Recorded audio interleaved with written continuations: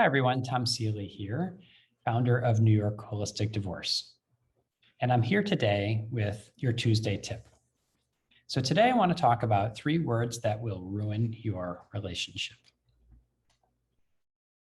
The first word is always. The second word is a close cousin, which is never.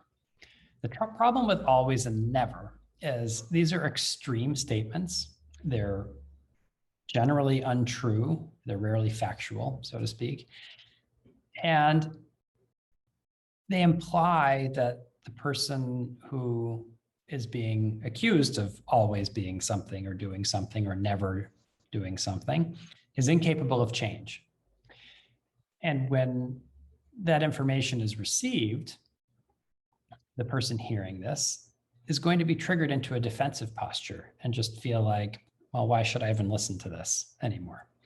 So the grievance, which is attempting to be aired in the always and never statement, is likely valid. For example, you always leave your clothes on the floor. You never close the cabinet door when you take something out of the cabinets in the kitchen. Those are likely things that have happened and that will benefit your relationship if they're addressed. So an antidote to always and never is frequently or often. You frequently leave the cabinet doors open. I have noticed that often when you take your clothes off, you leave them on the floor instead of putting them in the hamper. It's a very simple adjustment, but it allows the person receiving them to hear the grievance without feeling as though they've been accused. You could also shift to a feeling statement. When you don't do X, I feel Y. Or when you do this, I feel disrespected in some way, however it is. So that's always and never. The third word is should. Should statements, they always say just don't should on anything, right? Should statements have so many problems. The word should is something that I think we could all stand to use as infrequently as possible. But in a relationship, it's particularly troublesome.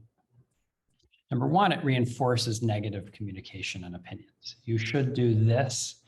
Beneath that, there is an implication that the person isn't doing something else. Might not be intended that way, but there is that implication.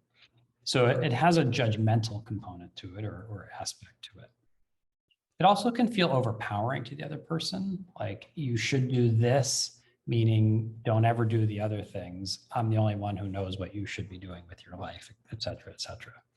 So as a result of that, the person hearing the should statement can feel diminished to a point of, not feeling as though their partner appreciates any of the positive qualities and aspects of their life.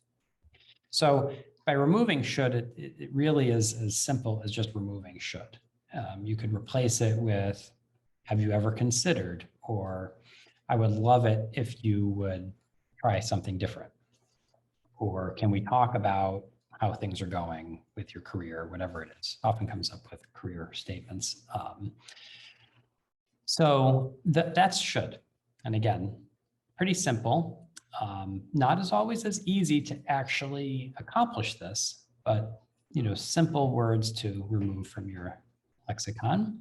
And when you do that and replace them with more positive language, you will foster better communication between the two of you, and your relationship will thank you for it in the future. So that's today's Tuesday tip. Please like this video, watch some of my others, subscribe to the channel, put comments below for other things you might want to hear about, and I look forward to seeing you soon.